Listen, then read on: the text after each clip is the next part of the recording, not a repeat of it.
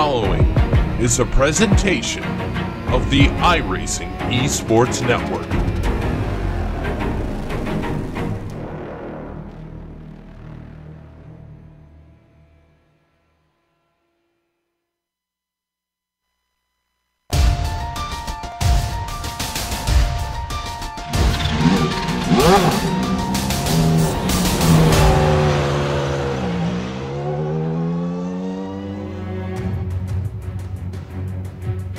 The hits keep on coming for the drivers in the Batteries Not Included Championship as they continue to visit some of the trickiest road courses on the iRacing service. This week the challenge comes in the form of Barber Motorsports Park. So will we see our fifth winner in our first 5 races of the season today, or will someone finally break through for that oh so critical second victory and look to gain an edge in the championship battle? It's time to find out. Hello and welcome to round 5 of the Batteries Not Included Championship, and you're going to get to see all of the action unfold live here on the Global Sim Racing channel and the iRacing Esports Network. Hi everyone, I'm Samuel Ryman, and alongside me in the booth is Johan van den Veld.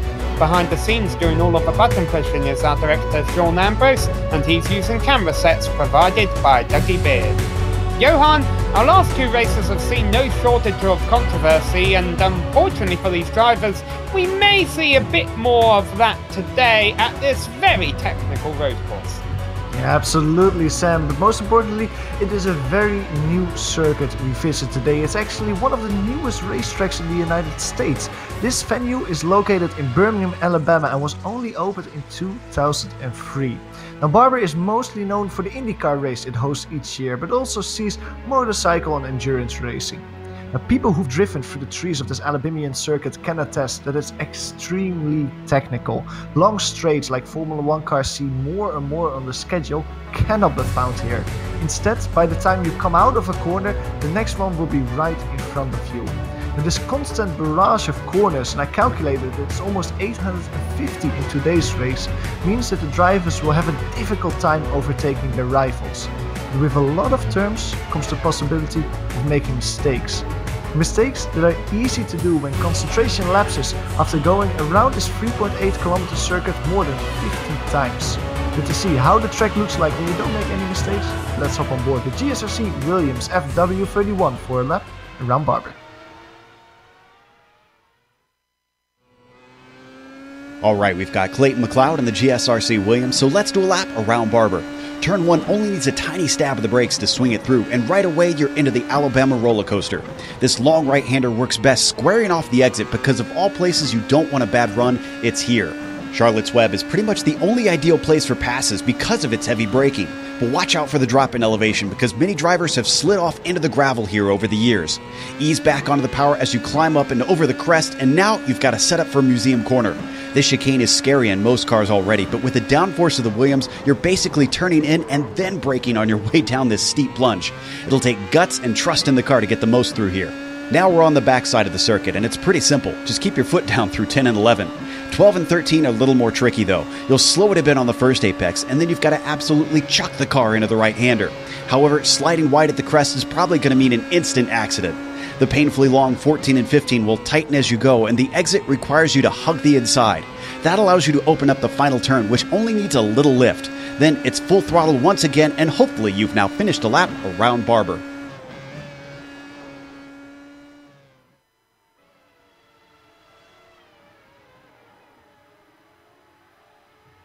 So that's how you do 1 lap around this Alabamian circuit. Are all the drivers going to be able to navigate a full race length around here? Well, as we mentioned, we're about to find out here on GSRC and of course the iRacing Esports Network. We appreciate these guys putting this show on for us. Be sure to subscribe to them because there's plenty more racing on the iRacing Esports Network. Road course racing, oval racing, they race on dirt as well, all week long. So if you haven't gone and subscribed to them already, be sure to do that and check out more fantastic action here on iRacing. So Johan, what are these drivers up against today? Yeah, this race today at Barber is round 5 of our 12 round championship. As you'll be able to see here on the graphic, there's 4 watermarks behind that little sentence. That means that there's 4 drop weeks for all the drivers. In other words, the 8th best result of all the drivers will count in their championship battle. And the race length, as you can see, is 53 laps today. That's the most of any race this season. So the drivers will be probably going a little bit stir crazy after coming across this circuit for the 53rd time today. It's going to be a lot of quick laps. The setups are open, so the drivers can tweak it just to their liking, but they have a limited fuel tank. It's 67% fuel, and that means that they have to come in for 1 pit stop during the race. There's no incident cap, but the admins will keep an eye on anyone abusing that, and the point structure will be using official iRacing points. The car we use today is the Williams Formula 1 car out of 2009, the FW31. And yeah, it's going to be a great race here today, Sam. This is a really technical circuit with a lot of potential for good battling, but also a lot of potential for making a lot of mistakes. Yeah, and hopefully we won't see too many shards of aluminium on this Alabamian circuit. Although, yeah, I don't exactly think F1 cars are 100% aluminum anymore. However you guys say it. All right, you mentioned the iRacing official series points. Which drivers have done the best job at tallying those up throughout the season? Well, the answer is Floris Bischoff. Now you see he has a 31-point lead over Clayton McLeod. Both of those drivers are handily sitting ahead of Thomas Ziegler, Dave Peterson, and Daniel Benefield. Daniel Benefield making a big jump up in points last week rather. However, he's not here this week. Actually, a few names who aren't here this week, but we'll get to that in a moment. What is worth noting on this page is only 2 of those names that you see there have taken a win this season, and those are Benefield and Clayton McLeod, Floris Bischoff, Thomas Ziegler, and Dave Peterson, all still looking for their first victory of the year. Will they be able to get it done today? Well, they have a 1 in 10 chance, unfortunately. That means we only have 10 cars here today, but in practice, Johan, most of the field was quite tight. And as they sit here in qualifying right now, though, Mark Usher has a half-second lead over Thomas Ziegler, and that is impressive considering how short this track is. Yeah, absolutely. Yeah, I wanted to say that, like, the lap time around here, we can see that Mark Usher has done a 1:01.2. That's currently the pole time here at Barber. When there's only 61 seconds in the lap, it's not that difficult to stay close together. But even the spike deck, the top 7, was all within a second of each other in practice. So it's very, very close here at Barber. Mark Usher currently is the quickest one. He was not the quickest one in practice, though. That was Thomas Ziegler. Thomas Ziegler is the one we are looking at right now. He has to win 0.6 of a second to beat the pole time, the professional pole time of Mark Usher. He comes over the start-finish line. Doesn't go quicker this time around. He still has 5 minutes left to do that. However, behind him it's Clayton McLeod. It's not behind him in the standings, but also behind him on track, Clayton McLeod. He has currently done a 1:02.0. He's sitting 0.8 of a second behind Mark Usher. You mentioned 5 minutes left in the session. This qualifying session will end at 3:36 p.m. virtual standard time, as I like to call it. That's basically the time it says it is in the iRacing sim. In the middle of May today is the iRacing date. Why is that significant? Well, it means it is springtime going on summer in Alabama, and that means, Johan, we have a very, very high track temperature. Yeah, it's 41 degrees Celsius. These cars, the tires, they will be screaming for any little bit of cold during the race. So yeah, it's gonna be very warm on these tires today. The drivers will have to keep that in mind. It is partly cloudy though, so it might happen in the race with the new weather system in iRacing that some clouds will get in front of the sun, cool down the track surface a little bit, and that might help the drivers a bit. But as it stands at the moment, as you can see in the track, it is very sunny here in Alabama. So here we were just following Clayton McLeod around. Now we jump over to our provisional pole sitter, Mark Usher. Mark took the win. He is one of our 4 winners we've had so far this season. He dominated Zandvoort while the rest of the field was scrapping around behind him. He just went out for a country drive and really made the statement at the front of the field. And right now, I think the rest of the drivers have got to be a little concerned about that qualifying time he's put up. they might be on track to do the same again today as he comes across the line. He'll try and improve on that 101.2. Can't do it. So right now it's Usher, Ziegler, McLeod, Andrews, and the new name sitting in 5th place. I haven't seen this name before, Stephen Kempson. Stephen Kempson is one of the drivers that we have seen a few times this season though, however, but he is, wasn't even last season though, he is sitting in P5 at the moment. He's gone 1/10 quicker in qualifying compared to his practice time. He's sitting 2/10 in front of Marcus Gesdal.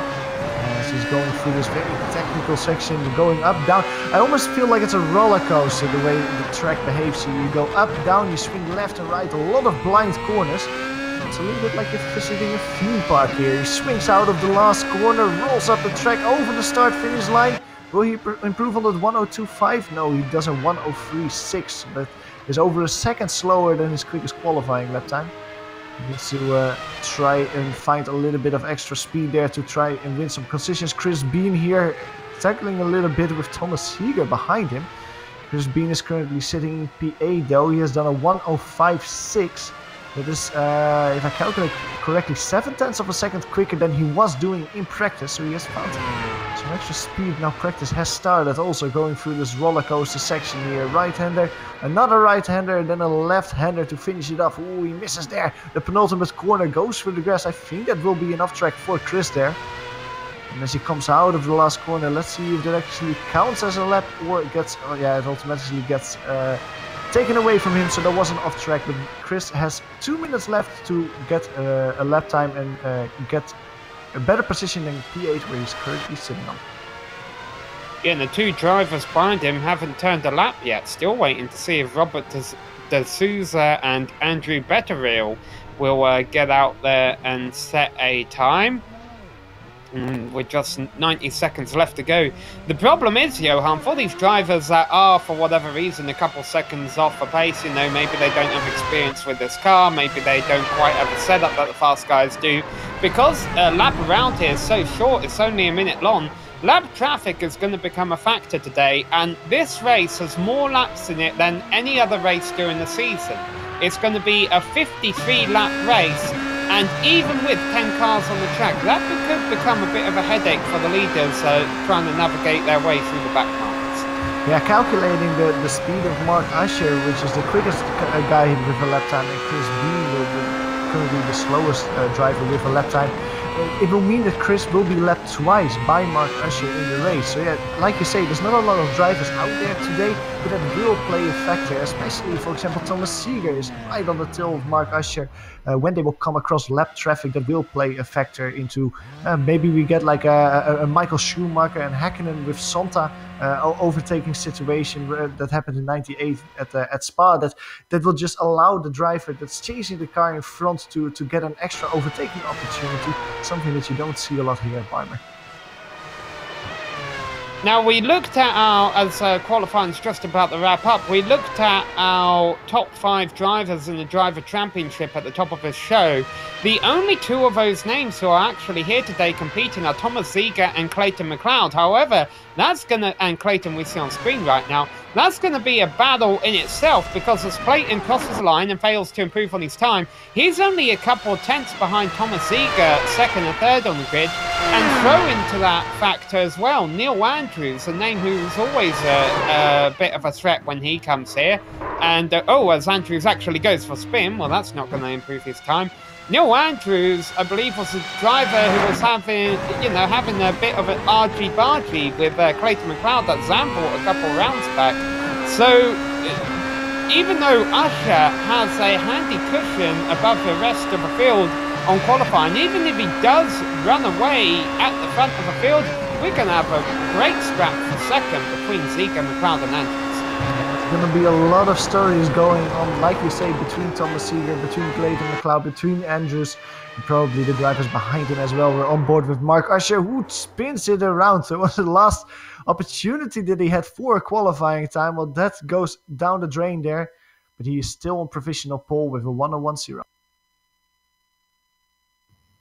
And we have not seen Robert de Souza or Andrew Betteril on track during qualifying. However, both drivers are in the server, and so hopefully we should get all 10 drivers down on the field.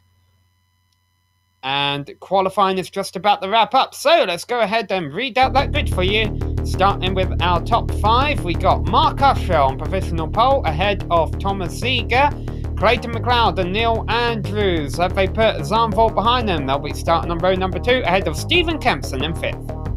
And then the final 5 drivers on the grid. Marcus Gestel, as you can see there on the outside of row 3. He's being followed by Reed Miller with 1:02.9 and Chris Bean, the last driver, with a lap time. Now there are 2 drivers that haven't set a lap time, and you can find them on row 5 with Robert de Souza and Andrew Butterill in P10. So 53 laps about to get underway. A very tricky opening sequence of corners here. A very short run into the first turn. It's a left-hander, but you really don't want to be on the left. Be out wide by the time you get to turn number 2, or else you've got a long way around.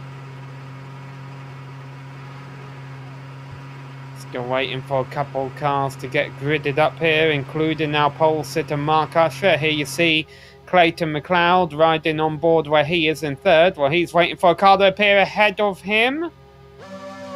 And boy, Mark Usher is the one who wants to be the last to get in. Everyone else is ready to go. They're saying, get out in number 17. We want to go racing for round number 5 of 12 of this Batteries Not Included Championship. And if it wasn't a virtual world, they'd be getting quite warm in their cars right now with the high track temperatures that we have out here today. There's 10 Williams Toyotas sitting on the grid, getting ready to dart off into the first turn in 20 seconds time at the most if Usher does not take to the grid, but there he is. And the race is about to get underway for round 5 here in the Batteries Not Included Championship. Usher on the left, Ziegler on the right, the lights off and away they go. And it's a decent start by the top 2, but great start from 4th. 1 car off and spinning. Andrews got a nice launch, but couldn't do anything with it. It's McLeod and Ziegler side by side for 2nd. And Gresdor was a spin at the start. He's already out of a race. Usher's ran away with the lead while this battle continues in 2nd down into Charlotte's Web. Neil Andrews there on the inside, profiting from the background of Thomas Ziegler there. He is on the inside of the hairpin. He gets by him. Now Stefan Kempson, can he take a look on the inside as well? He can take a look on the inside, but on throttle he cannot get by him. Thomas Ziegler on the inside now of Neil Andrews. Little looking museum corner, but cannot keep it side there as they go single file for this very technical chicane second. It was indeed Marcus Gestel who was the only retiree. He spun on his own, getting the power down on the starting grid. Apart from then, everyone got on the way quite fine. Single file for these very technical chicanes after they go down the roller coaster to complete lap 1 here at Barber. Another great start was from Andrew Botterill. He started 10th after not setting the time in qualifying. He is already up to 7th. So Usher leads lap 1 ahead of McLeod. Andrews, Ziegler the big loser at the start. 2nd down to 4th. Then Kempson remains in 5th. And then it's Miller, Botterill, De Souza and Chris Bean. As we mentioned, the 1 car we have missing is Marcus Gresdor. Spun the tyres off the line, got into the wall, out of a race. Takes us down to 9 cars already. And that means, as very deep on the brakes there goes Thomas Ziegler in the background. That means these drivers at the top end, Johan, are really going to be fighting for these positions. Because when there's only 10 cars, that means every extra position is worth a good handful of points. Yeah, and you can maybe explain that a little, because the points in this championship are based on iRacing points. So they will look at the strength of field and will calculate with the amount of drivers that there are, how many points the victor will get. And if you have, for example, 30 drivers, the step down, every position down is not a lot, as we see here. Robert de Souza sitting in the pits. Probably had De Souza, a problem. He spun out of Charlotte's Web is what happened there, Johan. We go to a little replay of that. Was indeed outside, out of Charlotte's Web there. He got a little bit hot under braking. Just going on the throttle there. Had a very lazy spin, it almost looks like.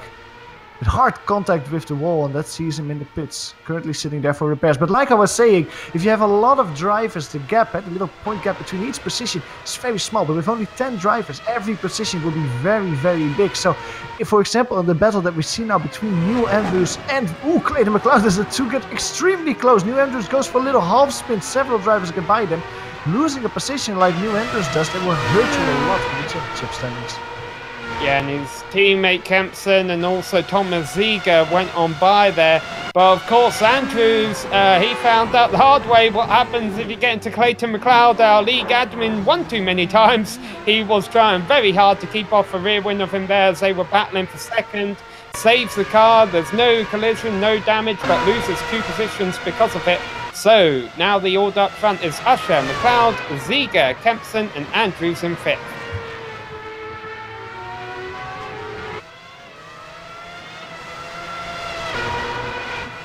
Third place, Andrews will be trying to get these positions back. Now his teammates with Stephen Kempson. I wonder if Kempson will put up much of a fight. Even if you do try and let a driver by here, it's not too easy to do. I remember in the Lionheart Retro Series was racing here on GSLC last year. I had to try and get by my teammate George Gonzaldo, but George didn't want to lose too much time letting me by, and it got kind of hairy, but I got by. Oh, well, it is indeed very, very tricky, especially in the Indy cars as well, but also in these Formula 1 cars, it's very tricky to let people by, even if it's on purpose. You so quickly lose a lot of time because you're constantly on the air. So many fast corners in quick succession that if you let off a little bit, it will just cost you 3-4 seconds at the end of the lap. As you can see on top, not losing a lot of seconds, is Mark Usher. He just did the quickest lap of the race, 1:02.3. He is currently sitting 5.5 seconds in front of Clayton McLeod already. That's an average of over a second quicker per lap than the Canadian. Mark Usher is really putting the hammer down, and man, if you can keep this pace up, I wouldn't be surprised that he might lap the whole field by the end of the race. I think mathematically it's looking like he will do that, Johan. So yeah, if you want to keep if you want to have a little game to play with the leader, it's not even a matter of will Usher win, provided he doesn't make a mistake or run into lap traffic or have any kind of software glitches, but can he lap the entire field? I think that's got to be his goal here today. Alright, so now this battle for 4th is closing up with Andrews on Kempson. And as we mentioned, these two teammates, as they come to complete lap 5 of 53, this would be a good place for Kempson to let Andrews by if he had any intentions of doing that, but it doesn't look like he does. So Andrews is going to have to do it down the hard way, and I think one of the better passing opportunities is coming up right here. Johan, he could try and outbrake him down to into Charlotte's Web, but he's a bit too far back, right?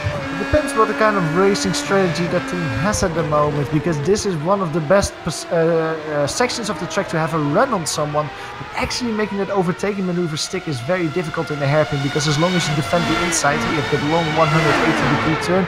It's quite easy to keep the driver behind him, getting a good run and maybe trying it here in the seam corner. That's a good place, but Neil Andrews gets a little bit too close.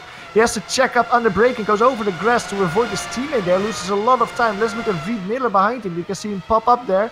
Will Reed Miller have... No, he doesn't have enough speed to get by him. But let's look again at that little spin of Neil Andrews there, as he got really close through the seam corner to his teammates. Yeah, it's pretty much identical to what happened when he got up to Clayton McLeod. He just a little bit too hard on the brakes heading into the chicane here, and yeah, he's lost a lot of time because of it. Once again, pretty much pulls off an identical save, and spinning right now is Chris Bean. He saves it though, and is able to keep it off a wall, just got sideways, didn't knock the wall down or anything. All these cars able to continue. Unfortunately, Robert D'Souza hasn't rejoined the track. And also, of course, we had our first retiree of the race was on pretty much on lap 0, Marcus Gresdal.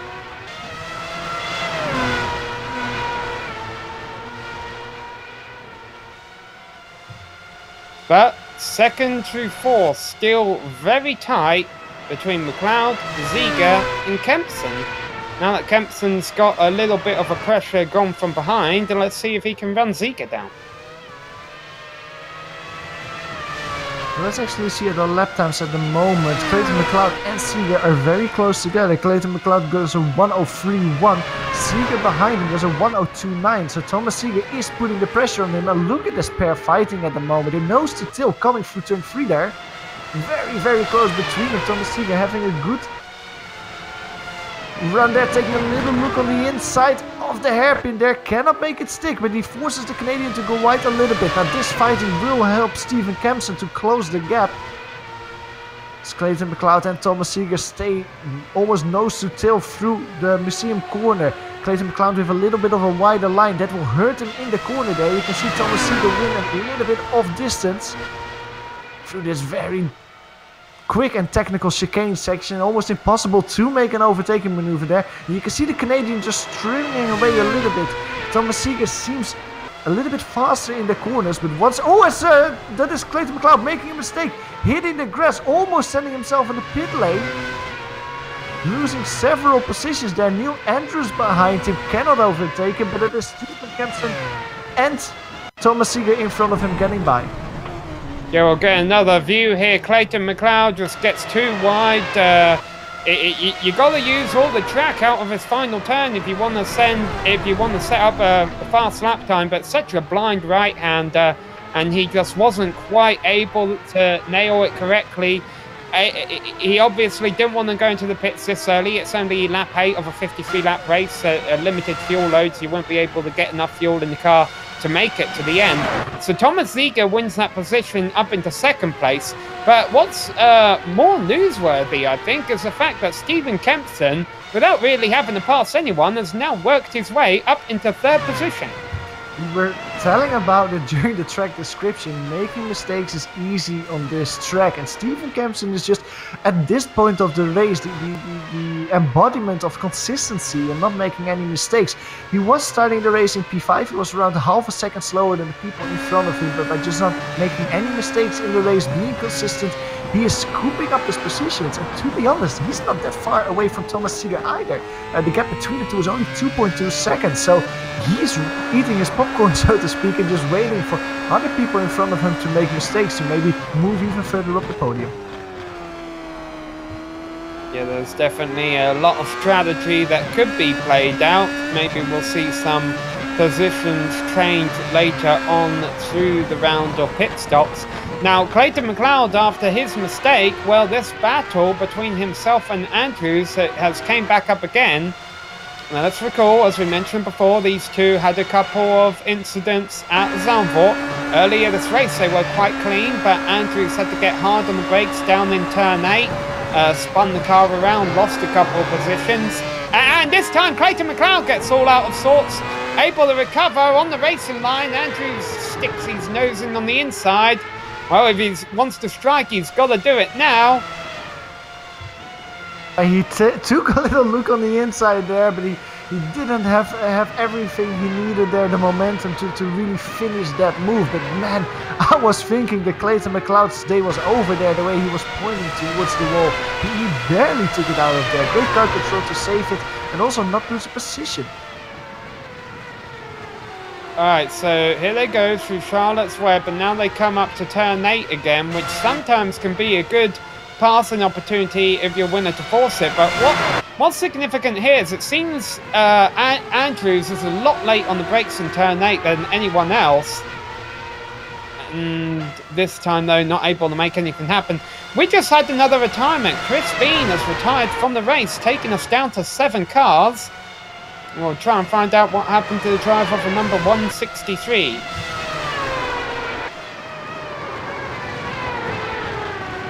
Yeah, he was having a little off in turn 3, it seems like.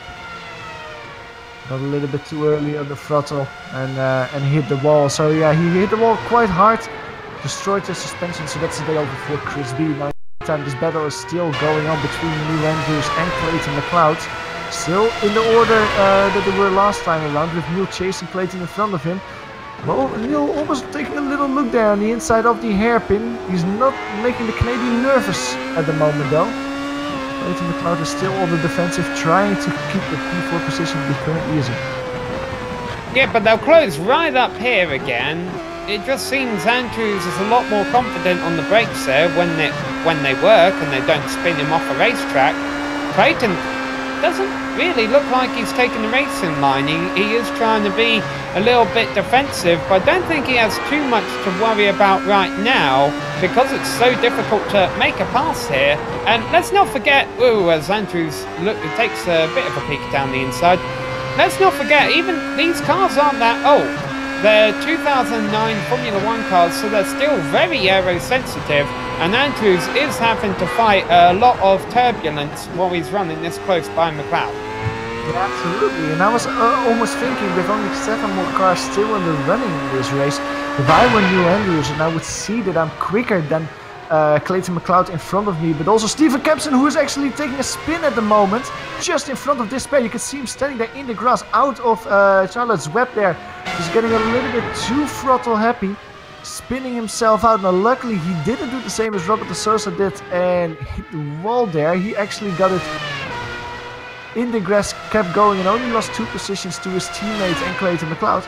But what I was saying is, if I were Neil Andrews and I would, as we go to a spin, let's focus on this a little bit. Stephen Kempson here coming through the chicane. They're just a little bit too happy, too aggressive on the throttle, spinning himself around.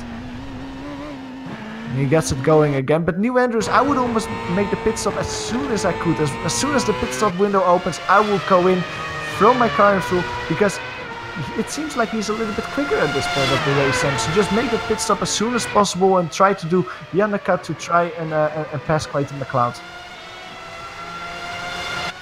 So, these drivers running 3rd, 4th and 5th early on this race. McLeod was leading, Andrews was leading Kempson, and then they each had a spin each. They each had the time at the back of that little train, and now they're back where they started, with McLeod ahead of Andrews, ahead of Kempson, and the big beneficiary ahead of them all right now is Thomas Ziegler, 7 seconds up the road, sitting quite comfortably in 2nd. So, as you mentioned, this McLeod-Andrews little scrap we have going on, Johan, if Andrews can't do anything about it on track, it definitely could be worth doing something about it in the pits. The other thing is, McLeod, for whatever reason, in the recent races, he hasn't always done a fantastic job of putting a full race together. He'll have a lot of pace in the first half, but then it begins to fall away from him at the end. So I almost wonder how much patience could just be a virtue here for Andrews, and trying to pressure McLeod into a mistake, see if he makes one, and then take 3rd place that way. It's certainly a lot more satisfying to do that move on track than by your rivals that way. And this is currently really the best battle that we're seeing on track between Clayton and Neil. A little bit closer as well a few laps ago was the battle between Stephen Kempson and Reed Miller. Stephen Kempson, that of course we saw having that half spin out of turn 5. Reed Miller got quite close because of that, but last time around Reed Miller was 0.8 of a second slower, so it doesn't seem like Reed can keep up with the pace of Stephen in front of him. However, Reed Miller is currently sitting in P6, and he's slowly edging away from Andrew Botterill behind him. Yeah, Miller's basically been the best of the rest today. The top 5 have kind of broken away, done their own little thing, having their own good scrap out front today. Bean, D'Souza and Gresdor have all fallen by the wayside, but Miller's been able to stay ahead of them when they were on track, and also stay ahead of Botterill, and it's just having a nice solid run going to 6th right now. And Andrews is sliding again, and he was trying to make a move down to Charlotte's Web on Clayton McLeod again, and Kempson goes by on the outside, so Andrews drops back to 5th. But this is a very interesting one, Johan. This is a combination of Andrews, as always, being very late on the brakes. Also, Clayton McLeod gave him a bit of a chop right as they got on the entry of the corner.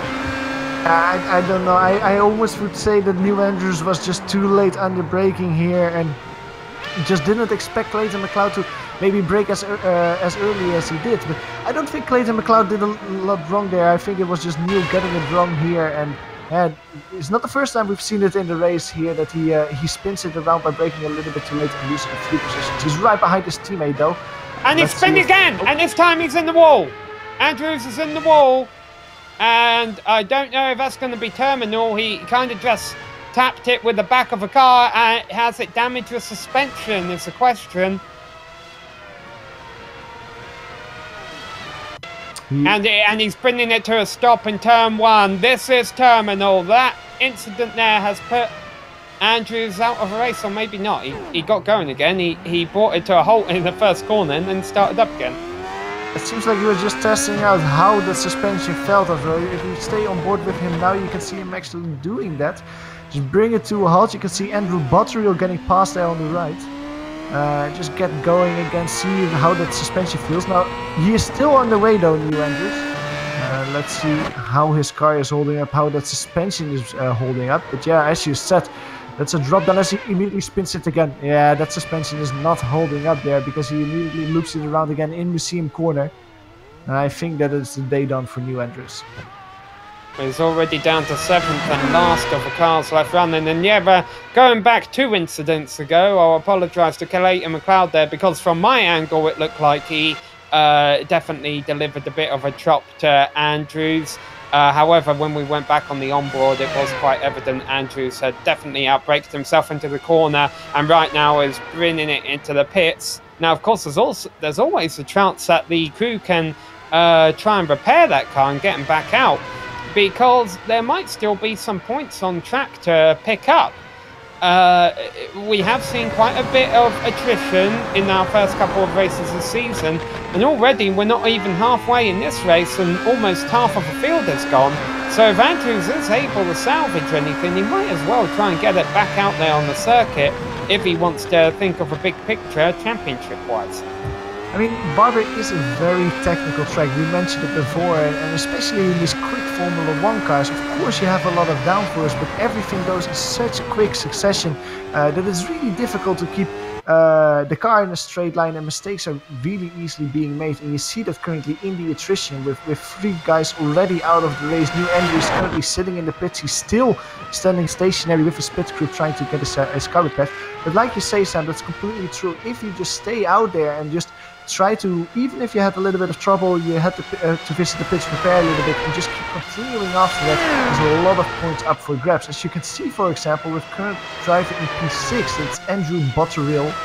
He started the race in P10, and you would say that's kind of hopeless starting the last place, but he's just keeping it out there, he's just keeping it, lapping it around, and he's already almost in the top half of the grid. So Andrew is showing that just keep going out there is really gonna pay dividends later in the championship. It's gonna net you a lot of points.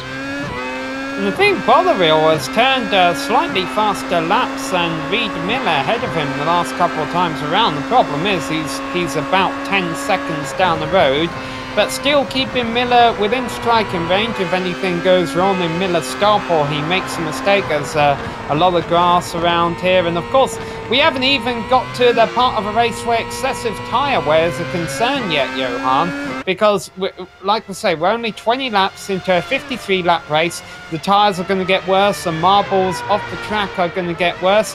Fatigue might become an issue for some of these drivers, especially with the battles starting to break up. They might not be paying as much attention. So even if you're not within attack range of a car ahead of you, you've still just got to keep up, keep charging, keep doing what you're doing, because if a guy ahead of you makes a mistake, you've got to be there to capitalise. But right now, Mark Huff, there's no one ahead of him, and there you see him going purple on the top of your screen again. Another fast lap. He now has a 14-second lead over Tomasika. Yeah, talking about keep charging, Mark Usher is really showing what consistency looked like at this point of the race. Looking at his lap times, he's only done 102s the whole race, starting from lap 2 to lap 20. It's the same lap time every single time. Now his last time around was a 102.2, so he's getting closer and closer to the 101, the lap time that he actually qualified with. But Mark Usher really seems in his element here. As you said, the gap between him and P2 Thomas Seeger has grown to over 14 seconds at this point of the race. And with it's not enough though. It's not enough for him to win by a whole lap. He has to pick up a little bit more pace, maybe go to those 101s that he was doing in qualifying to win by lapping everyone. But I think that Mark Asher still will be very happy with the race that he's currently doing, because looking at the championship, we of course have 4 drop weeks in this batteries not included championship. Mark Asher won race 1. He will be the first double victor this championship. He might have missed 3 races, but if after this race he can just keep showing up, I think that even though he's currently sitting in only P18 in the championship, he's actually one of the championship contenders if he can just make more races than he currently is doing. And into the pits comes Stephen Kempson from 5th place. I'd say pit window could be open now. We're on lap 22, 29 laps left to go. Kempson came into the pits in 5th. That's exactly where he started. This looks like a scheduled pit stop, and he should be able to get back out there. He was running about 10 seconds behind Reed Miller and 10 seconds... Sorry, only 5 seconds now ahead of Andrew Botterill. Oh, but that's taken into account the pit entry time. So yeah, he was running about 10 seconds between them both. So no pressure around him. A nice little top 5 run going on.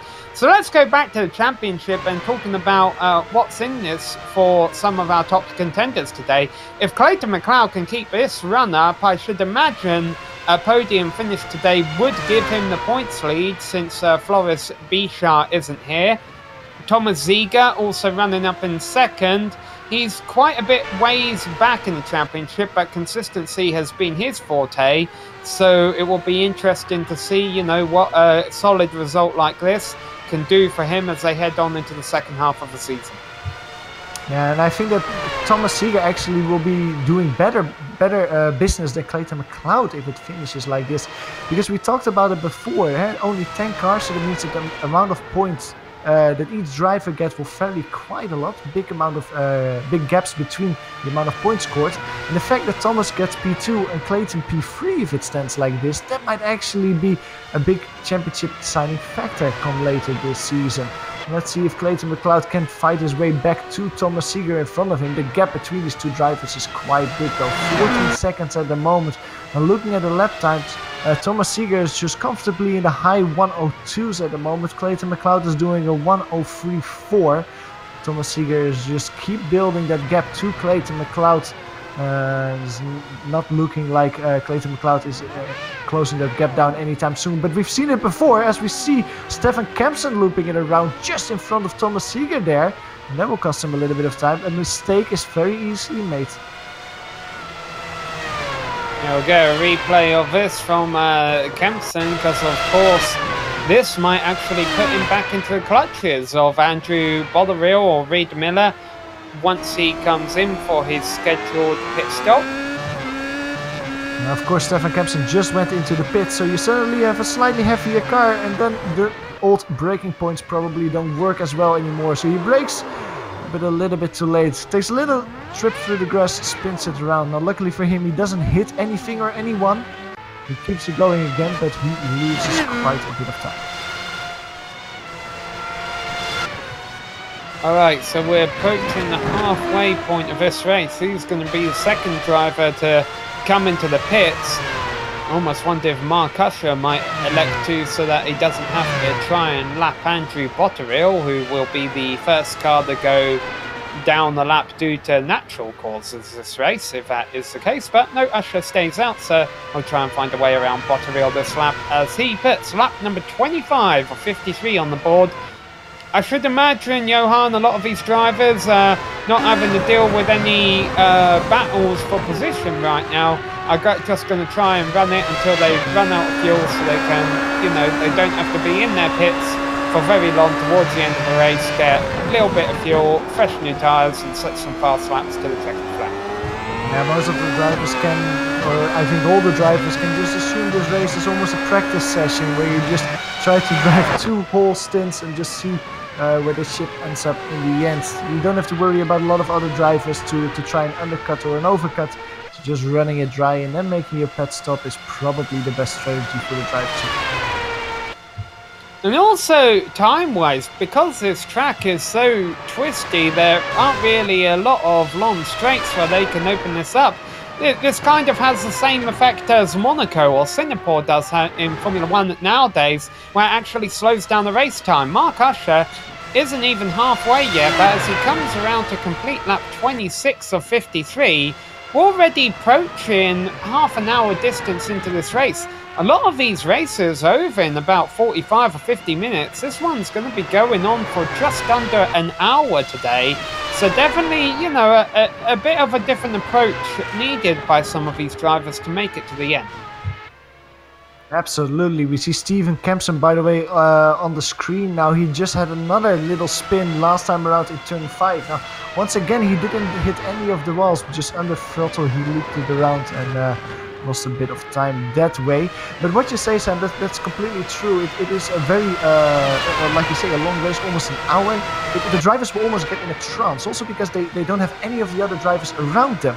So it is just you driving around a very twisty circuit, not really seeing any other cars on track. You really get focused, or you have to find your groove, have to find your focus. If that doesn't happen, if your concentration falters a little bit, it's very easy to make mistakes, especially once the race goes on a little bit more. And of course, the most infamous example of that came at a rather long Formula 1 race where the driver leading the race wasn't under any pressure, and Ayrton Senna put it in the wall right before the tunnel at Monaco in '88 and ended up costing him quite a few points in the championship battle with Prost. Of course, Senna still emerged triumphant at the end of the season thanks to drop weeks. Kind of very similar to what we're seeing here this season, where drop weeks could definitely play a factor towards the end of this season. Now, currently we're riding on board Reid Miller. He's the last driver on the lead lap, in 4th place right now after starting 7th. Being the one driver, aside from Usher, who I don't think we've seen a mistake out of today, knock on wood. And maybe that just means we haven't had the cameras on him enough. Let's put the cameras on him for a little bit then, because Reid Miller is actually going on a very good run here so far. He started in P7 up to P4 at the moment. I think that when he makes his pit stop, he will still be in front of Steven Kempson, the only driver so far that has made his pit stop. If Reid Miller actually finishes here in P4, that will mean that this is it will be his best season result so far. So Reid Miller will be happy participating here at Barber and getting a nice points haul in this championship battle here in the Batteries Not Included Championship. Yeah, and we mentioned right at the top of the show that, you know, we're not done with, well, we've had a lot of twisty circuits recently. We're not done with them. Next week we'll be going to Montreal, and even though that you're going to run into similar issues that we are here at Barber today, Johan, where there's a lot of opportunities to make mistakes, and you know it's going to be a bit twisty. That the track temperature might be warm because I should imagine this series will have it set up in the middle of summer in Canada, which okay, maybe that's not that warm, but the significant thing about that, of course, is I have a feeling the car count at Montreal will be back up a little bit because it's quite a popular Formula 1 circuit, whereas of course Barber is relatively unknown to drivers who only follow the Formula 1 schedule. And that means that's just putting more emphasis on the factor of trying to get a big amount of points today, because it's going to be tougher to get those next week at Montreal, where you might have a bigger turnout where drivers will be trying to steal those big points away from you as into the pits comes Bottomfield. Yeah, absolutely, and you can almost say like today is really where you have to make hay while the sun shines, because next week if the car count goes up again, especially in a track as Montreal, where making mistakes is probably punished even harder than here at Barber. It's always good to basically say, well, I know I have 4 drop weeks, maybe I just assume that things might go wrong at Montreal and I have to use one of my drop weeks there. Then it's essential that you get a nice haul of points here at Barber and get a good result here. Well, getting a good result, Mark Usher, we see him on screen, he is getting a good result. With only 22 laps to go, looking at the gap between him and Seeger, less than 20 seconds. He won't be able to lap Thomas if he goes on like this. He is very dominant indeed. Look at the lap time once again. He did a 1:02 last time around. Looking at his lap time, still he hasn't touched the 101s or 103s. He's just really consistent and happy in that 102s. And he doesn't really have any reason to change his approach at the moment. He's not being threatened from behind. He doesn't get extra points for driving a little bit quicker. So Mark Asher seems to be in his rhythm, in his comfort zone. And he is just controlling the race out here as he comes into the pits for his pit stop. Lap number 30 of 53, our race leader comes into pit road. I have a feeling that if Ziga stays out, Ziga should take the race lead, but then of course he would have to come in the not too distant future, and there aren't any bonus points awarded for leading the lap in this series. So Usher, and Ziga's coming in as well, in fact. Oh, thought Usher almost overshot his pit stall there, but he didn't. He got it right on the front end of the box. Even if he did have to back up, I think he'd be able to afford that. And that was Miller coming out. He pit a lap ahead. Here comes Usher out. He should comfortably have the track to himself. Now, the big concern now, Johan, of course, is that all these cars are going to be handling a heck of a lot different than what they were before the stop. And we've seen a couple of drivers who have pitted already struggling, again, trying to get used to these cold tyres and heavy fuel loads. In fact, Usher just had a little bit of a slide down in Charlotte's Web. It didn't spin or anything, but I could tell he was definitely, definitely caught off guard a little bit by the new feel of the car. Yeah, you can see Stefan Kempson do that indeed after his pit stop, just making a small mistake, maybe because of that higher fuel load. Now let's see if the drivers will keep it on track though. Thomas Seeger got passed by Clayton McLeod, however, in the pit stop strategy, but of course Clayton McLeod still has to make his pit stop. Mark Asher is... let's go, to be honest, to Clayton McLeod. He's currently driving through the chicanes on that back straight now, turn 10 and 11, that whole roller coaster section where you have to track out your car completely. Of course, Clayton McLeod almost visited the pit lane earlier this race when that small mistake happened, which he could barely recover from, but he did. But he opts to stay out another lap in front of Andrew Botterill, who's one lap down, and in front of Thomas Seeger, who's currently sitting in P3. In the Ziga cross the line there, he is 17 seconds back of Mark Usher now. Now, I wonder how much what we've seen from Usher today, Johan, with these lap times being as consistent as they are, how much of that is planned? Because I know, as we watch Ziga on another car there, I know I've had races in the past where I told myself, you know, not necessarily on the track, but I told myself, I know I can run a 101, but I don't want to, because I don't think that if I did that throughout the race, I'd be able to finish. So I would just aim for 102 all race long. Usher almost puts it in the wall there, as you're saying that. You got... wow, that was almost the biggest coincidence there. Mark Usher hitting the curb zone in the penultimate corner, almost looping himself in the wall there. Luckily for him, he could keep it out of the wall.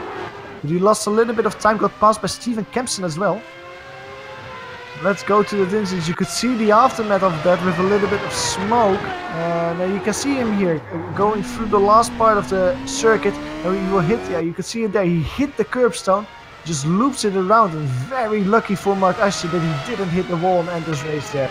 It cost him about 4 or 5 seconds. Ziga now only 13 seconds behind him and in second place because Clayton McLeod has came in for his pit stop, comes out, no incident, third position. But now McLeod will have to fight with what Usher has been fighting with the last couple of laps, and that's cold tyres and heavy fuel load. In fact, almost spins it right out of pit exit. McLeod was doing some good drifting through turn 2.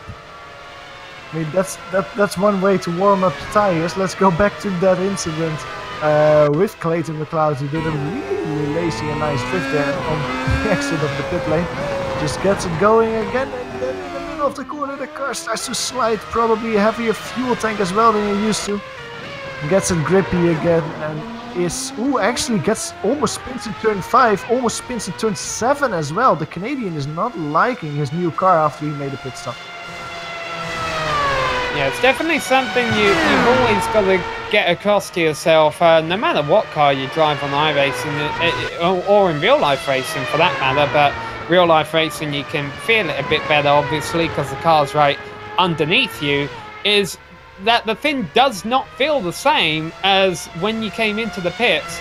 Now, the good news for Clayton McLeod is he has about 10 seconds before Reid Miller would catch him for position, so he can afford to slide here or there as long as he doesn't bug up his tyres too much.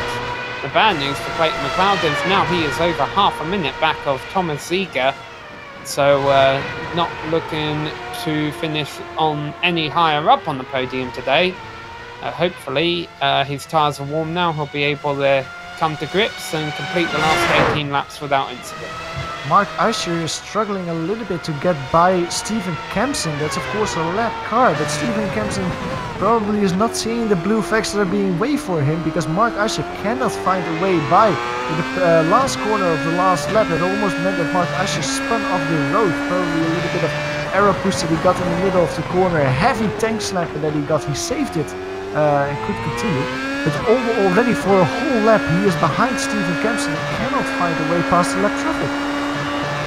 We mentioned Usher's consistency of 102 pretty much every single lap before his pit stop. His last 2 laps around have been a 107 and a 104. Of course, one due to mistake, one due to lap traffic. Second half of the race definitely not going as swimmingly for Usher, but he still is holding on to that 11-second advantage over Ziegler. And that being said, he shouldn't be in any hurry to get by Kempson here, but I'm sure he would like that number 131 car out of the way. In every lap that he stays behind Stephen Kempson like this, he is losing over half a second to Thomas Ziegler. The gap between the two is 11 seconds. If you would count it to the amount of laps left, he is indeed safe before the end of the race. But it just starts eating at you when you're behind a lap car like that. You know that you can do probably lap times that are 1.5 seconds quicker than you're currently doing. You want to try to find a way past as soon as possible, but we've said it before, overtaking here at Barber is extremely difficult, and Mark Usher for the first time today is experiencing how difficult it is. Yeah, Kempson definitely not in a hurry to yield to any kind of blue flag that they might be showing him. And Usher's kind of got to be careful that if Kempson makes a mistake or anything, and now he pulls away, Usher was about to get a run on him. I think Kempson saw it coming, he kind of got a bad line through that last chicane, and he lets the race leader by. Mind you, Kempson, I mean, we talk about him going a lap down, not really having a whole heck of a lot of cars behind him, but he's still running 5th. Not a bad result out there today. Absolutely not. It's a shame probably for Kempson. He's behind Reid Miller because at the beginning of the race it seemed like he was a little bit quicker than Reid, but still finishing and starting the race in P5 is not a bad result for him. Currently P2, Thomas Ziegler still driving around there. The gap between Thomas Ziegler and Mark Usher is still around 10 seconds. Let's see how that gap will develop. Now, McLeod is off. Clayton McLeod has had a spin, rejoins. Where is Reid Miller? He was only a few seconds behind him. He's going by him. So McLeod down to 4th. And you were saying it early in the race that the second half of the race is probably where Clayton McLeod used to struggle a little bit this season. Well, this time around in the final corner, he just touches the grass. Look at the right wheels of his car. He will touch the grass, and when he steers in, there he goes. Gets a tank slapper, cannot save it, and has to take a trip through the gravel. Now, luckily for Reid Miller, he can find a way past him. This will be a very nice and spicy battle going forward, because this is for podium position. And Reid Miller has worked his way from 7th on the grid up to 3rd, I don't think, without passing a single car on track today. He's been gifted a lot of these positions, but credit to him for keeping the car on the track, pointing in the right direction on a day where over half of the field has been struggling to do that. And right now, Reid Miller is sitting in the podium position if he can hold McLeod off for another 15 laps. But can he do that? McLeod has been in front of Miller for most of the race, even though their lap times have been relatively similar. I would say McLeod has had the upper hand on Miller today for sure. But also Miller has been able to keep the car on the track up until this point, so his tyres are going to be a lot cleaner and behaving a lot better throughout these last 15 laps than what McLeod's are. Rick Miller is just very consistent today. Looking at his results earlier in the season, that's not something that he had in Suzuka or in the Nürburgring when he participated. He has a 6th place result in Motorsports, 12th in the Nürburgring, 18th in Suzuka. But with a podium position on the books now, Rick Miller is just really coming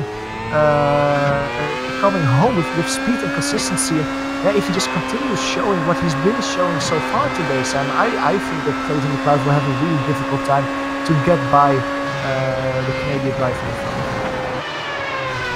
Another interval we should keep an eye on, not necessarily a battle right now, is the fact that Ziege is continuing to close on Mark Usher, despite the fact that Usher has worked his way by the lap car. The last time we were following these two, the gap was 10 seconds, it's now down to 8. Still, Mark Usher is struggling to get those 102s that he was doing in his first stint. He comes across the start-finish line, and once again it's a 103.2. It is not a big gap though compared to Thomas Ziege, but he does a 128, so that's 0.4 of a second.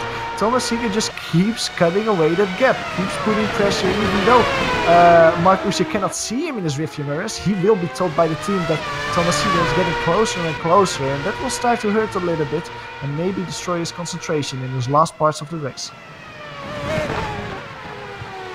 Normally, as we mentioned earlier, time-wise, we'd be closing in on the finish of this race. However, the drivers still have another 15 minutes about of racing left for them.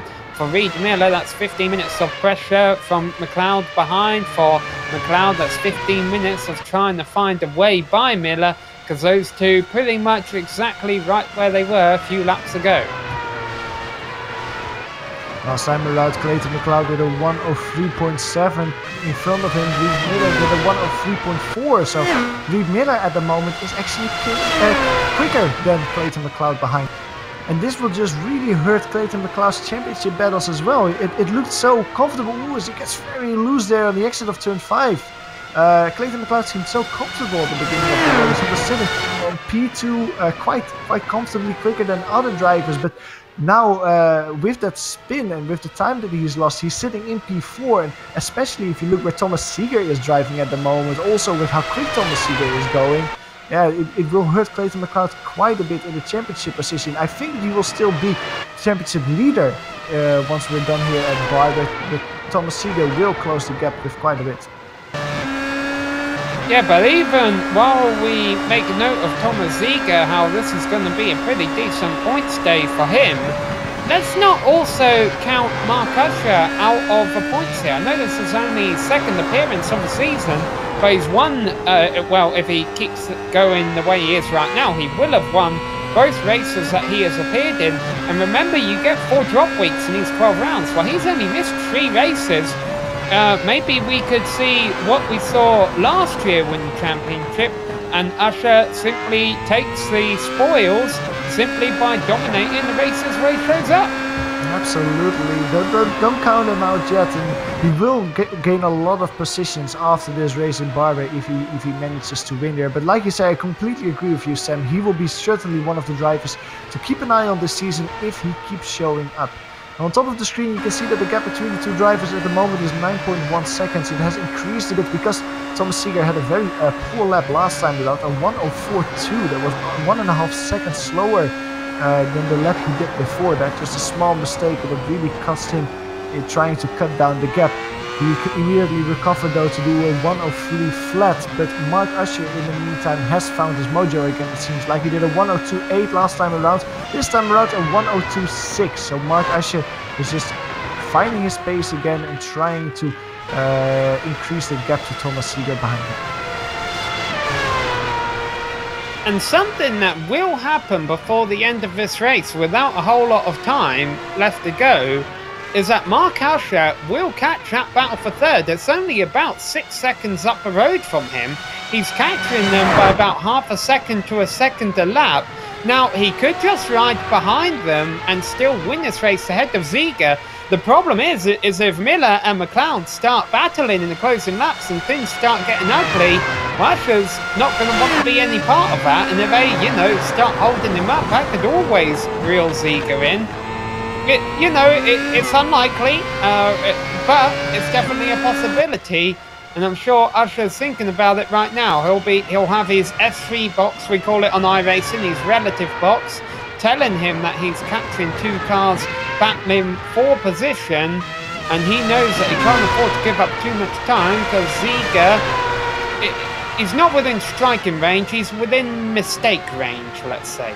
Absolutely, that's the perfect way to describe it. But the good thing though for Mark Asher at the moment is that Clayton McLeod is just not able to cut down the gap to Reed Miller in any significant way. Last time around was the first time in the last 3-4 laps that he actually was quicker.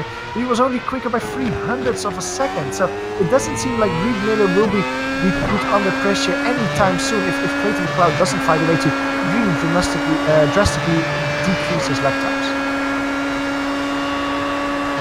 And as Usher comes around this time around, there will only be 8 laps, essentially 8 minutes left to go in this round. Round 5 of 12 of the Batteries Not Included Championship here on GSRC and the iRacing Esports Network. Once again, the round number 6, the halfway point of the season, will be coming up on the iRacing Esports Network here at the same time next week, where they will be racing at Montreal. We expect more of the same drama that we have today, maybe even a bigger car count, it wouldn't be surprised to see. And of course, as we get ever closer towards round number 12 at the end of the season, the championship will become more and more intense. Certainly starting to shape up here with McLeod and Ziga knowing they need to bring home decent finishes to get some good points. McLeod currently running 4th, Ziga in 2nd. McLeod would like to join him on the podium as well, but right now has a couple of seconds to make up to Reed Miller ahead of him. Yeah, well, he cut down the gap a little bit by 0.2 of a second last time around. Now look at Reed Miller in front of him. He completely misses the apex of the penultimate corner. That cuts down the gap to only 0.7 seconds. So this time around, I think it's 0.3 of a second that Clayton McLeod wins. He is putting the pressure on. I was saying it a few laps ago, like he has to find a way to decrease his lap times. He has found that way. He's putting Reed Miller under more and more pressure, and that black and purple car is looming ever so bigger and bigger in the rearview mirror of Miller. Heading on down into Charlotte's Web. Of course, it says 7 laps left to go for our race lead at the top of the screen, but with these 2 drivers essentially running almost a lap down, they have 8 laps left to go, providing they hold on ahead of Usher. So Reed Miller's got to be... These 2 drivers will have to be careful when Usher crosses the finish line right behind them, that they don't assume the checkered flag is for them. I wouldn't say we haven't seen that mistake happen on iRacing and even real-world racing before. Exactly, and Mark Usher behind him is closing quite quickly, around half a second per lap. I wouldn't be surprised if actually this will be only 7 laps, because Mark Usher will just lap them before the race is over. Let's see how that develops. Last time around, Reed Miller 103.2, Clayton McLeod 103.0. The gap is cut down to only half a second in this fight for the final podium position. Clayton McLeod will now start to really experience a little bit of draft, I think, as well, coming over these very small straights in Barber. They're not very long, it won't give you a lot of lap time, but every little bit counts if you know there's only 6 or 7 more laps to go. Yeah, I almost wonder though if Usher will start slowing down a little bit so he doesn't have to become a part of this battle, this mess. I mean, it's hard enough to get 1 car around here. You really don't want to be racing another 2 cars at Barber when you're dominating the race by 10 seconds now. And with a 10-second lead with 6 laps left to go, I think Usher doesn't have to lap these guys anymore. I was starting to think a few laps ago that, especially if Miller and McLeod started racing together, he might want to get by them, but right now McLeod hasn't been able to do anything with Miller. Usher has been able to reopen his gap to Thomas Ziga. It was down to 8 seconds, it's now back up to 10, so he might just be quite comfortable to sit there. These 2 drivers, though, definitely not comfortable as they work 6 laps left to go for them, providing they stay on the lead lap. Both of them getting a bit dicey. Reed Miller was lighting the tyres up out of Charlotte's Web a bit there, whereas Clayton McLeod was very deep into the brakes, overshot that turn a little bit. The gap between these 2 drivers is back to a little bit less than 1 second, or a little bit more than half a second at the moment, 0.6. as they go through this very quick chicanes. Now it's a very tight section, a lot of corners to the left, to the right in quick succession. It's difficult here to follow very closely because of course you have a little bit of dirty air in front of you, but Clayton McLeod seems to keep his car. Oh, as Reed Miller actually spins him around! Clayton McLeod can avoid him in the last possible moment. Reed Miller rolls backwards, hurt probably his rear view wing there as well. But that is the battle over for the final podium position. Reed Miller cannot keep his car in a straight line. In the final corner, loops it around, has a little bit of rear wing damage because of that, and also loses the P3 position to Clayton McLeod. Well, hopefully Miller can keep it going for another few more laps and bring that home to the line in 4th position. Obviously, this puts both of these two a lap behind. Mark Usher was just the gap back he needed to not get caught up in all that. Fantastic driving, by the way, from Clayton McLeod to take evasive action when Miller got sideways right ahead of him. He cut through the grass, he kept his car pointing in the right direction, and he's going to be able to bring it home on the 3rd step on the podium, which was definitely going to be a points bonus for him. Miller, we've been mentioning, really the only driver we haven't seen a mistake out of today. That was the first crack, the first chink in the armour I've really seen all day.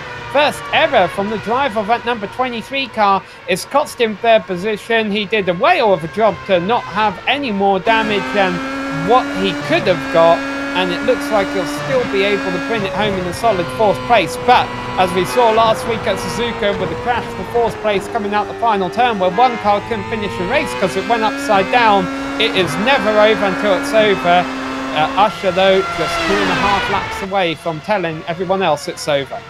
I'm just amazed with the way Clayton McLeod avoided Reed Miller in that incident. He had a 50-50 coin flip, do I go left, do I go right, and he landed on the right side of that coin. He went to the outside and managed to avoid him like that. It was great awareness from Clayton to not only not have be involved in that crash, but also just not hurt himself quite a lot in the championship battle, because if that crash actually would have happened, he would have only finished P5 or P6 even, and then if you compare that to where Thomas Seeger finishes today, that would have really hurt Clayton McLeod in the championship battle. Yeah, you got to imagine this is a bit of relief for Thomas Seeger. We're talking about that F3 box drivers on iRacing like to use a relative. Well, he'll be able to see on the relative right now as he puts Reed Miller lap down. The car behind me for position, I'm almost about to lap. So he's probably feeling quite comfortable in 2nd right now. Yeah, I think so as well. And I think that Thomas Seeger is just maybe it's difficult to say who will be the happiest driver coming out of this race. It's difficult between Thomas Seeger and Mark Usher. Mark Usher, of course, will get his 2nd victory in 2 races he has done this season, but Thomas Seeger will just continue his very consistent run. We have to see how many points he will score compared to Clayton McLeod, but for sure he will cut down the deficit between those two drivers quite a bit with finishing P2 here today. I think Usher will be slightly more excited about this win, knowing he just survived a pretty heavy moment coming out of the final turn as he comes across the line to start the last lap. As we mentioned, we saw him at Zandvoort. He dominated that race, and we've seen him today. He was definitely dominant throughout the first half, but for whatever reason, things started to fall away for him a little bit in the 2nd half of the race. Thomas Seeger was able to bring the gap down as low as 8 seconds. It's now 9 seconds. Usher's driver wasn't completely over without incident. We saw him catching a hard battle for 3rd place. We knew something was going to happen eventually because they were getting a bit too close. Something did happen. We saw Reed Miller spin. McLeod had to take evasive action to go around him. Usher came out the final turn, saw a path, a way through, put them both a lap down, and now only 2 cars are going to finish from the lead lap today. Such has been the pace of a driver of the number 17 machine, working his way through the last couple of corners. Don't know if he'll be fighting for the championship, but it's been a championship drive today and a race-winning drive as Mark Usher wins at Barber. Very good victory for Mark Usher, but this battling isn't over for P4. Steven Kempson is trying to profit from that spin of Reed Miller. They're mostly still. They're 1 lap down, coming out of the penultimate corner. I think Reed Miller says that this time he doesn't spin out in the last corner. He stays in front and comes home with a very good P4 position, with Steven Kempson just behind him, rounding out the top 5. And pretty much it's going to solidify everyone's position. Yeah, everyone was finishing right behind the leader there. Andrew Botterill will finish last of the cars left running down there in 6th place. Alright, well that's going to wrap up the race in action, but we've got some drivers to talk to and we'll give you a full race rundown here on the GSRC. Don't go away.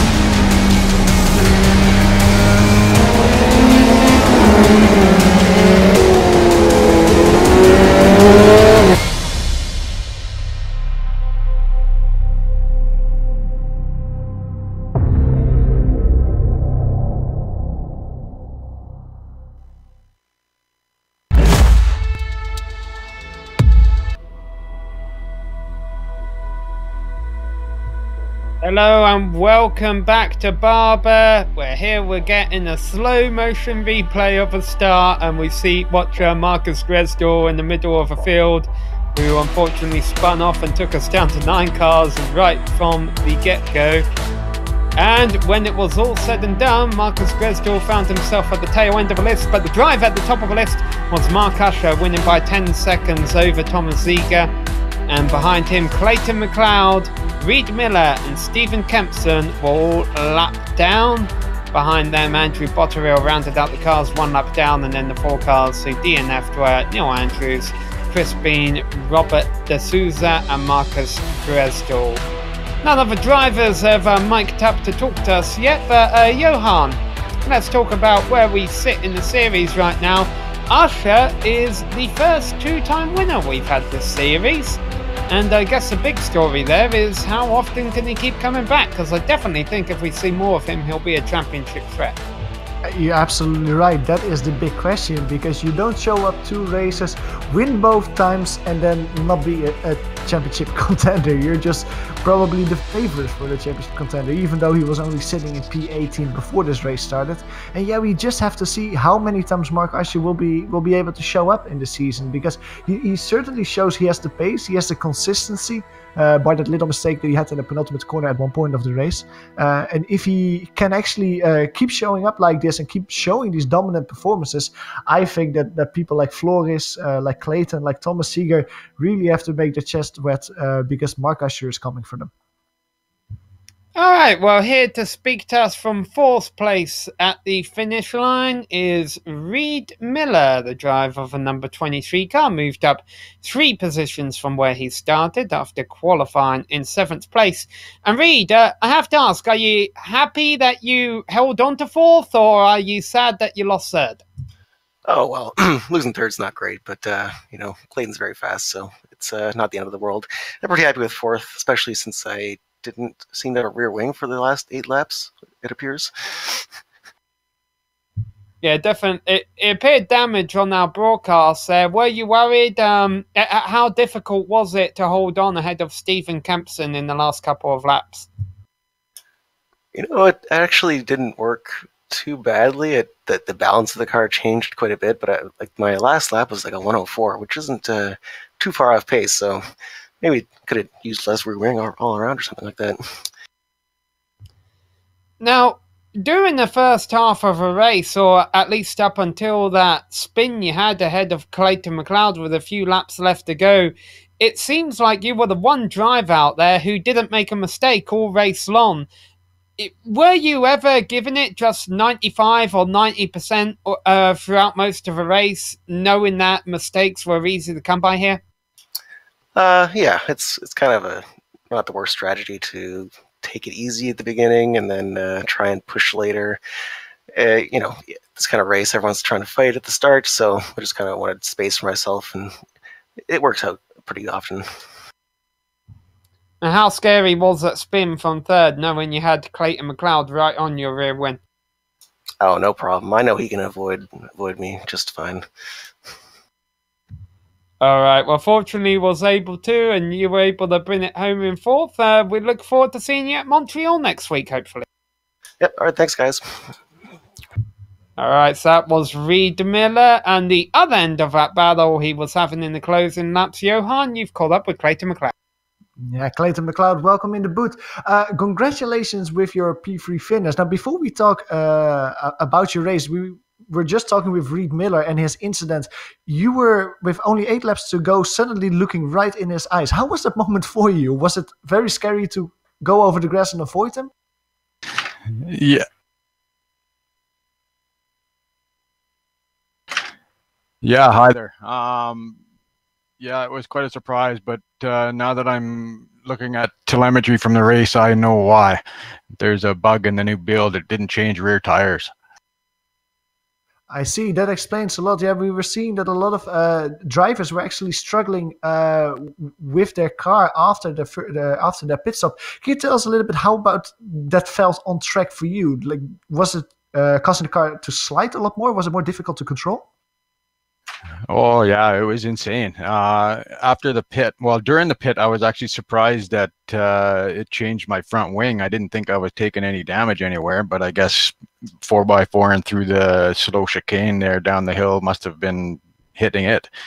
But at any rate, after coming out of the pits, the rear was just like it was on ice, and I was surprised that more of us weren't in the wall actually. At least now, after looking at the telemetry afterwards, the rear tires, for whatever reason, aren't getting selected to get changed in the pit stop, and usually they'll change it all by default. So that's a shame. Well, good to see that you actually could bring it home then, and luckily 5 other guys could manage so as well.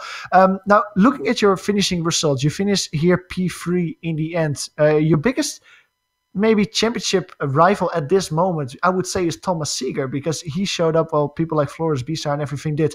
Are you happy with finishing 1 position behind him, or are you a little bit frustrated, like, oh, I would have really liked to finish in front of Thomas to just extend that championship lead that you currently have? Well, it would certainly be nice to finish in front of him.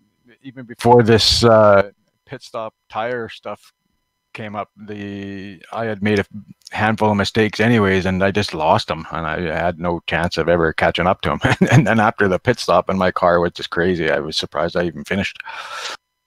You come home with P3 in the end. That's a nice haul of points, especially in a championship battle. So congratulations, and I'll see you next week for your home GP.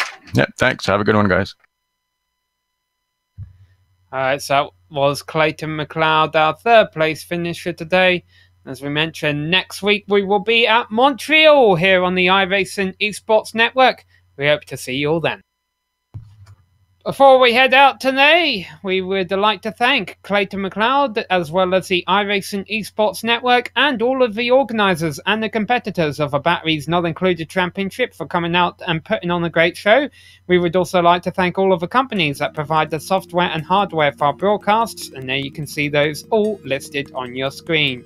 Thanks to the team today, Sean, Johan and Dougie. Additional thanks goes out to Eric Ekholm and June Lalonde, who provide us with our music. See the screen for how to get a hold of more of their great work. If you'd like to find out more about GSRC, you can find it at globalsimracingchannel.com. We're also on Twitter at GSR Channel, and be sure to give us a like on Facebook and check us out on Instagram at GSRC_gram. All of the upcoming races for our other series are listed on your screen, so be sure to check those out, mark them down on your calendar, and don't miss another second of exciting racing action. But until next time, race clean, race hard, and we'll see you on the track.